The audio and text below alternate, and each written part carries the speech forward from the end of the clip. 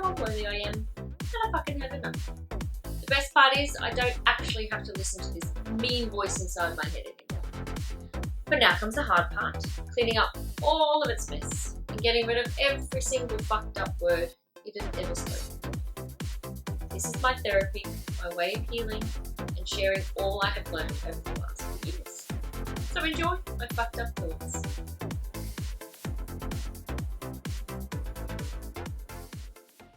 A couple of months ago, I was entered into a 7.5 kilometre running event. I knew my chances of running the whole way were slim, but I was still excited and confident to have a great run with a bit of walking thrown into. As a crowd of runners moved across the start line, I moved along with them at my slow as fuck pace, feeling good. But 100 metres from the start line, and my breath was staggered. I struggled for breath. I was like, what is going on? I can normally breathe just fine when I run any other time. 200 metres, 500 metres, 750 metres, and I was fucked. I had to stop running. I was just thinking, what on earth is happening here? My body felt heavy. My breath was not filling up my lungs and flowing through my muscles and blood like it usually does. And I hated it. I hated myself. It was the habit of self. Bam! I was flung back into my habit of self. Stuck in its messiness from which I was powerless to escape.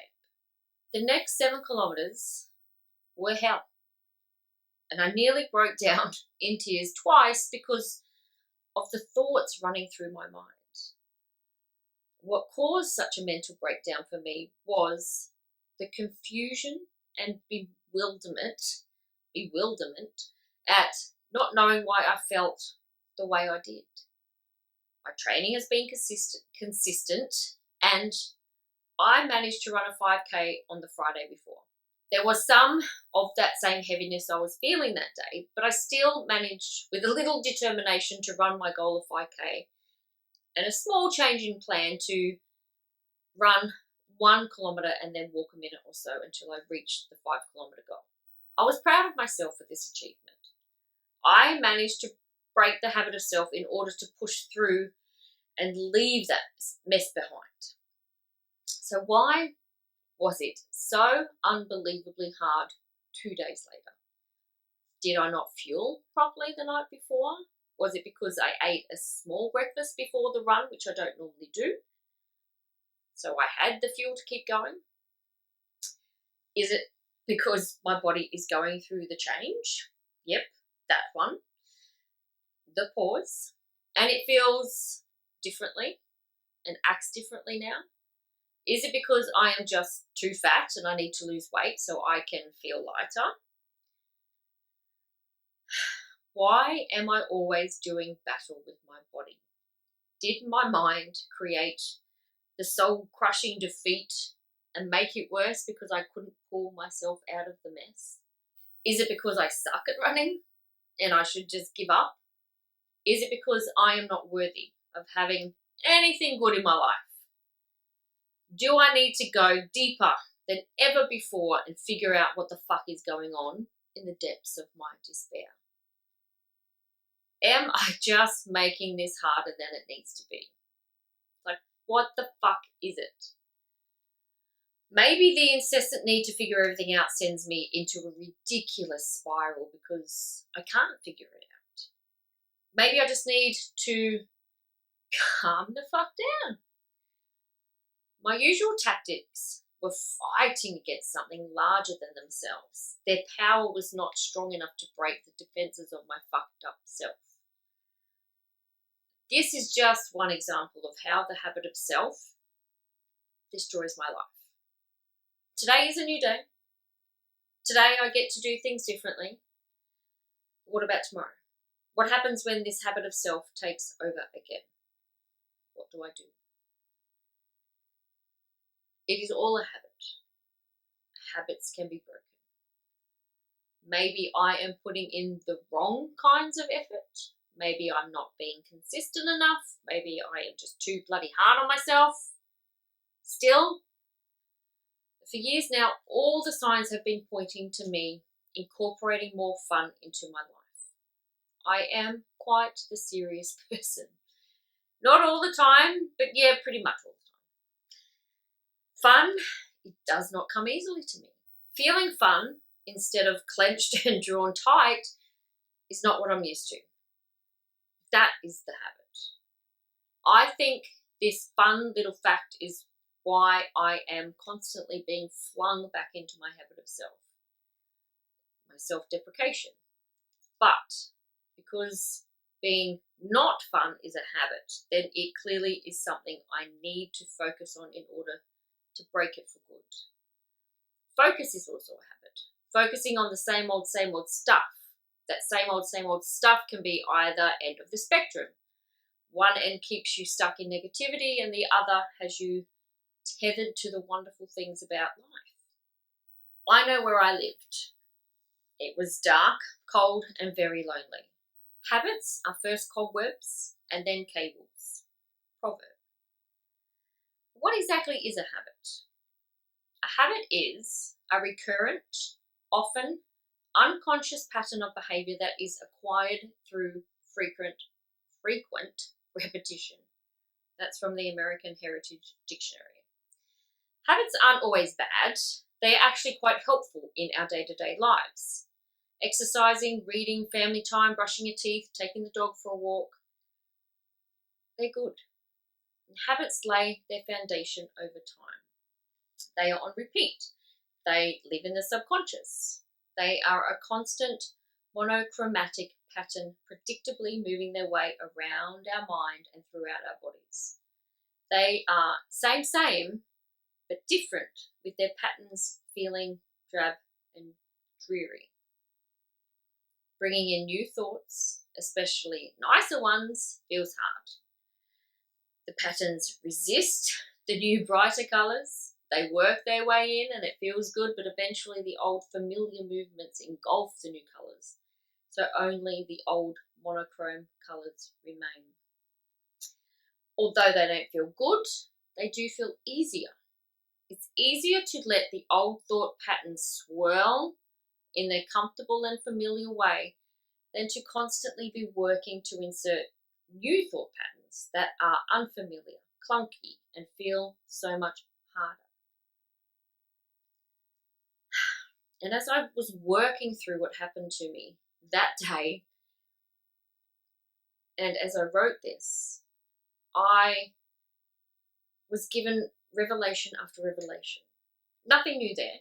In fact, none of what I come up with during these troubling moments is new to me. It's all the same information shared with me in a new way. I know what to do. I just have to battle myself to do it though. The small self, the self that loves to wallow in misery, that loves the drama and that resists any change to its requirements of survival. My awareness is key, but sometimes that key is lost amongst the mess. But here's what I've narrowed it down to. Awareness, gratitude, kindness, focus, fun, replacement, environment, routine, behaviours, beliefs, consistency. That is quite a lot to contend with. It at times feels overwhelming. And our brains don't help because when there is some kind of reward for a particular habit, dopamine is released, reinforcing the habit as something that is worthwhile.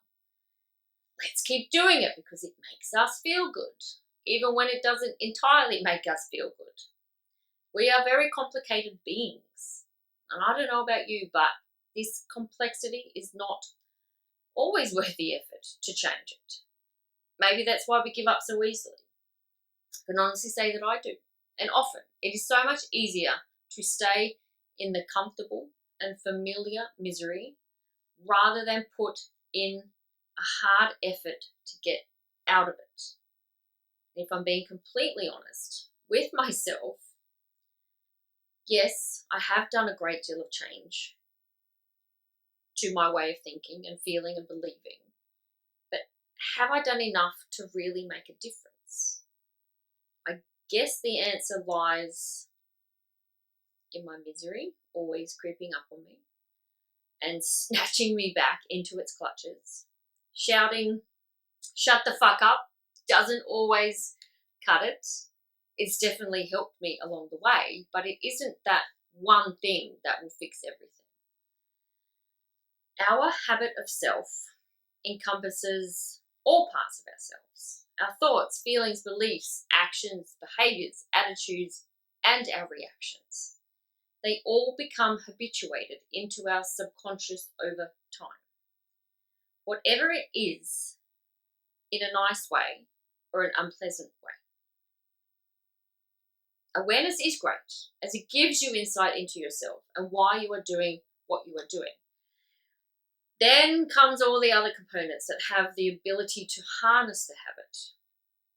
And doing my best to understand myself and the mess I found myself in during that 7.5K run resulted in the realization, when you're already doing something that feels hard, and even though there is the desire to change it in the moment, introducing another perceived hard thing is only going to make matters worse, or at least not any better. I love sharing all I have learnt, as if I have it all figured out.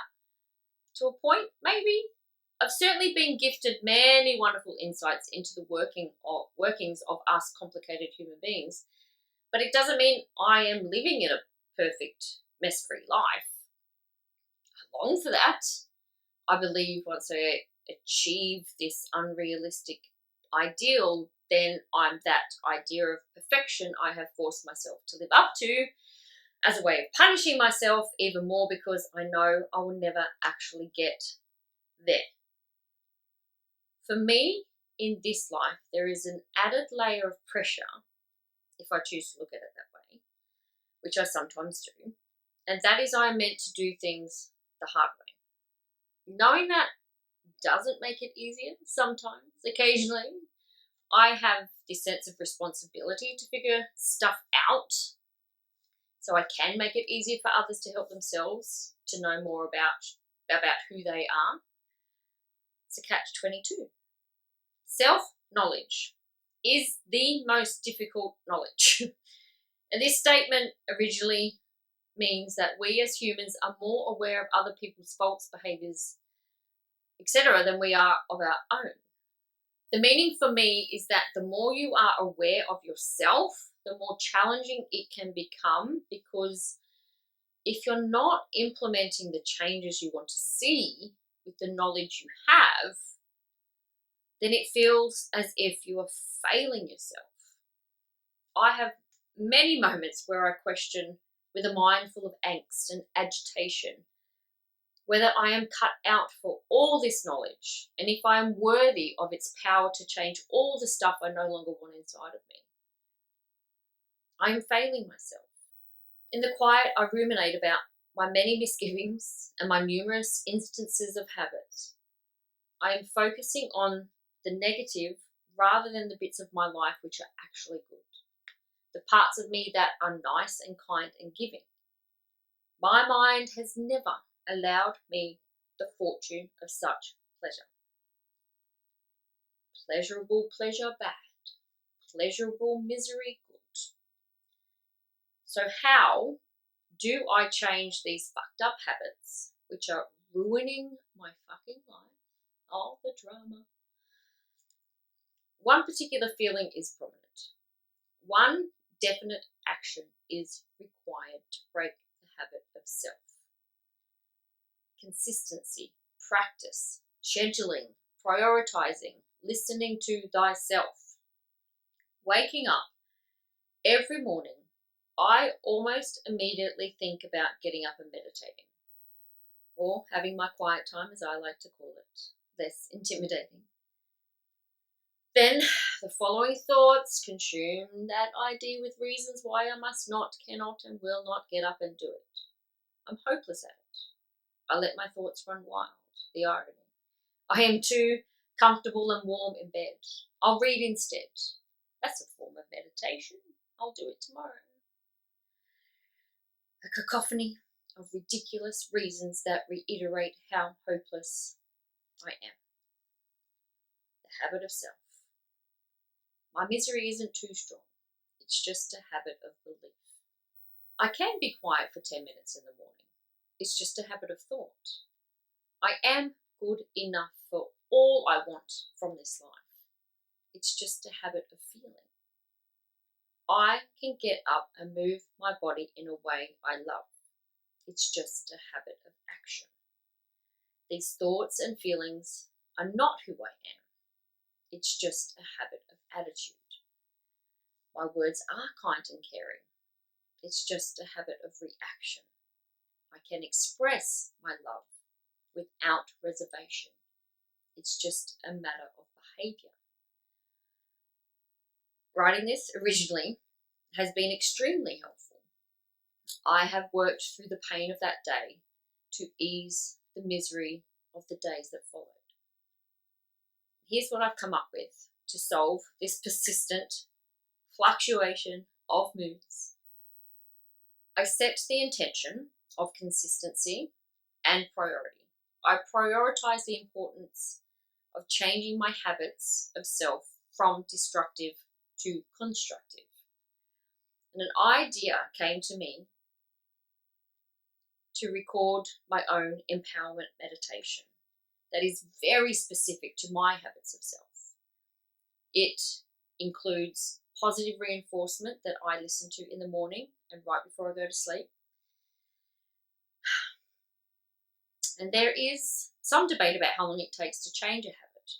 I think we've all heard that it takes 3 weeks for a habit to change, but upon further investigation, there are many different time frames for which a habit can be transformed. It all depends on the person, the habit, and the consistency they undertake.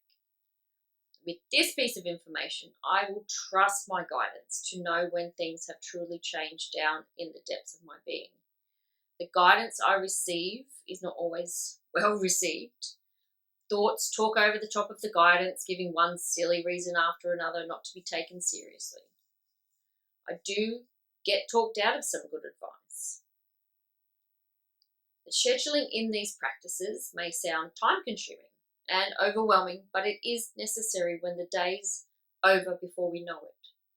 Other things have gotten in the way that are not as important but seem necessary, or they are replaced with mundane and non-thinking activities. Most of these practices can actually be done in the moment. The one downside to this is remembering it before the habit of self takes place. Speaking kindly to yourself if you do forget is one way of ensuring the new habit of self has a chance of appearing in the right order the next time you need it. What I need and what you need to change are going to be different. Every thought, feeling, belief, action, behaviour, attitude, and reaction intertwine to tell a story about who we are, or who we think and believe ourselves to be. This story can be erased and rewritten, line by line, paragraph by paragraph, chapter by chapter. As a way to put all of this succinctly, I have created a download for you to print out and use that to put all of these words into more manageable and easier words to understand quickly. To wrap up, I will say this one last thing. I repeat from many times before. I am worth the constant effort of feeling better, as are you. Hold on to that one beautiful thought, and it aggravates them in thoughts. They don't like it when we go against their judgment. Stand proud in the knowledge that you are worth it, and those thoughts can go fuck themselves. And of course, shout, shut the fuck up whenever you need to. Your exercise for this week